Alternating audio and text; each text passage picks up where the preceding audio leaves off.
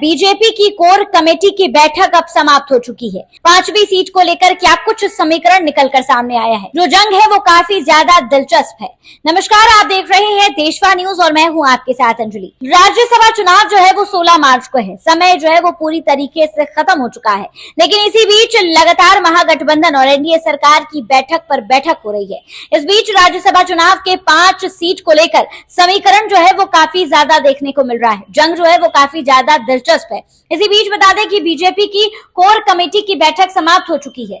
क्या कुछ निर्णय निकलकर सामने आया है, बैठक में क्या कुछ डिस्कशन किया गया है।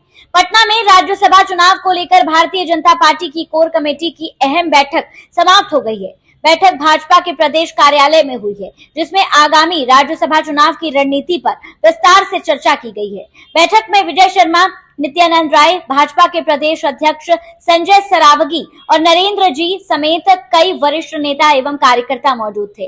बैठक खत्म होने के बाद प्रदेश अध्यक्ष संजय सरावगी ने कहा है कि राज्यसभा चुनाव को लेकर एनडीए को सभी सहयोगी दलों का समर्थन मिल रहा है। उन्होंने दावा किया है कि एनडीए की स्थिति मजबूत है और गठबंधन 5 सीटों पर जीत हासिल कर रहा है। इसके साथ ही 5वीं सीट को लेकर पूछे गए सवाल पर उन्होंने कहा कि अंतिम फैसला अभी आना बाकी है। 16 मार्च को नतीजे आने के बाद स्थिति जो है वो पूरी तरीके से साफ हो जाएगी। दरअसल 16 मार्च को राज्यसभा के 5 सीटों पर मतदान होने हैं। एनडीए की ओर से उम्मीदवारों में नीतीश कुमार और रामनाथ ठाकुर, नितिन नवीन और शिवेश राम तथा उपेंद्र कुशवाहा शामिल हैं। बिहार विधानसभा में एनडीए के पास कुल 202 विधायक का समर्थन है। ऐसे में संख्या बल के आधार पर गठबंधन 4 सीटों पर आसानी से जीत हासिल कर सकती है, जबकि 5वीं सीट को लेकर जो मुकाबला है वो काफी ज्यादा दिलचस्प है। दूसरी ओर राष्ट्रीय जनता दल ने इस सीट पर अपने एक उम्मीदवार को उतारा है।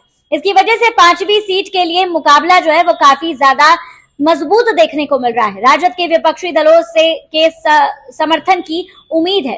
राजद के 25, भारतीय राष्ट्रीय कांग्रेस के 6, वाम दलों के 3 और इंडिया गठबंधन के 1 विधायकों को मिलकर विपक्षी खेमे में कुल मिलाकर 35 होते हैं। इसके बाद बता दें कि हाल ही में एआईएमआईएम के प्रदेश अध्यक्ष अख्तरुल इमान के साथ तेजस्वी यादव की मुलाकात हुई थी, जिसके बाद सकारात्मक नतीजे सामने आए थे।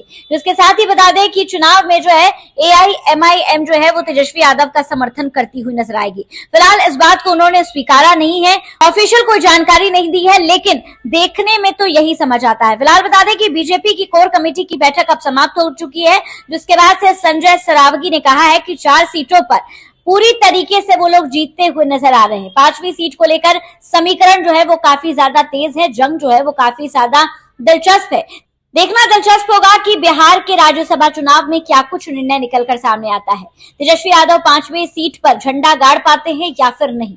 फिलहाल इस खबर पे आपकी क्या कुछ राय है, हमें कमेंट के माध्यम से जरूर साझा करें और ऐसी ही तमाम खबरों के लिए हमारे साथ बने रहें देशवा न्यूज पर।